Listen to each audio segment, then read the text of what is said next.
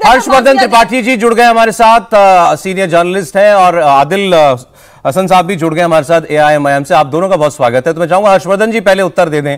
5-6 बयान मैंने लाइन से सुनाए थे हर्षवर्धन जी, अधीर रंजन चौधरी, रामगोपाल यादव, असदुद्दीन ओवैसी जी, मनोज झा जी, श्याम यादव जी, सबको शक है कि कुछ गड़बड़ हुई है, इसकी जांच होनी चाहिए। कोई तो ये कह रहा है कि हत्या का और मौत का फर्क ही मिट गया है उत्तर प्रदेश के अंदर।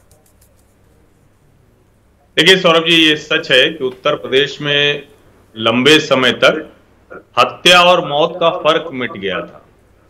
और अभी DIG साहब एक घटनाक्रम बता रहे थे नंद किशोर रुंगटा का।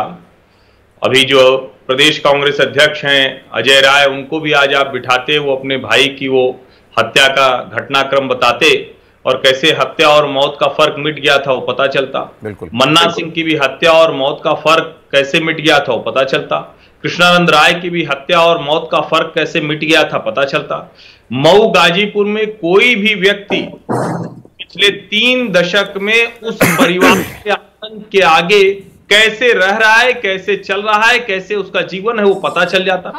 कैसे दंगों के दौरान जानते हैं। झूठ मत परोसिए, आपसे यही उम्मीद थी कि आप झूठ परोसेंगे। नहीं, झूठ परोस रहे हैं। आपको एक एक करके बात करते हैं, मत टोकिए नहीं, कुछ भी बीच में बोलना। मैं बीच में बोल रहा था क्या आपके? एक एक करके बात करते बोलते हैं, आपसे बड़ा। अरे आदिल जी, आप तो भी बोले ही नहीं, तो आपके बीच में कौन बोलेगा? सुन लीजिए जरा। अच्छा देखिए, अच्छा एक सेकेंड, एक ग्राउंड रूल हम लोग बना लेते हैं। हम एक दूसरे के ऊपर नहीं बोलेंगे। एक दूसरे के ऊपर जो बोलेगा हम उसका माइक डाउन कर देंगे, और वो कोई भी हो हम माइक डाउन कर देंगे। अगर कोई दूसरे आपके हाथ में इख्तियार है, आप माइक डाउन। आप यही क्यों मान के चल रहे हैं कि आप ही बीच में बोलेंगे? अगर हर्षवर्धन जी आपके बीच में बोलेंगे, मैं इनका भी माइक डाउन कर दूंगा। हर्षवर्धन जी के DNA में बीच में बोल रहा है भाई। अगर ये बीच में बोलेंगे, मैंने कहा मैं कह रहा हूं ये बीच में बोलेंगे, मैं इनका माइक डाउन करूंगा, और आप बोलेंगे तो आपका ही माइक डाउन करूंगा। अब आप बोलिए हर्षवर्धन जी, अब अपनी बात आप बोलिए। अब आदिल जी सुनिए, बोलिए हर्षवर्धन जी। देखिए सौरभ जी, पहली बात तो ये कि कुछ लोग जिनके साथ मैं 2-4 शो में जुड़ा हूंगा वो बता रहे हैं 100 शो। आपके साथ तो मैं रोज ही करता हूं, मेरी तो ये आदत नहीं है कि मैं किसी के बीच में बोलूं, लेकिन फिर भी अब देखिए, अब चलिए, अब जो बीच में बोले PCR अपने आप डाउन कर दीजिएगा। बोलिए, केवल जो व्यक्ति बोल रहा है उसकी आवाज आए। हर्षवर्धन जी आप बोलिए केवल। चलिए मैं बोलता हूं। देखिए मुश्किल कहां खड़ी है? मुश्किल ये है कि एक अपराधी दिल का दौरा पड़ने से मर जाता है।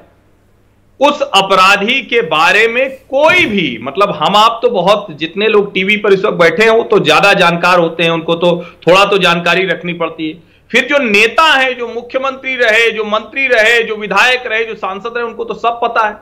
अधीर रंजन चौधरी जी का हम अनभिज्ञता को माफ कर सकते हैं, वो पश्चिम बंगाल में बैठे हैं, वहां दिन रात वही सब होता रहता है, तो इसलिए चलो ठीक है, वो उत्तर प्रदेश के घटनाक्रम को नहीं जानते हैं। लेकिन अखिलेश यादव नहीं जानते हैं।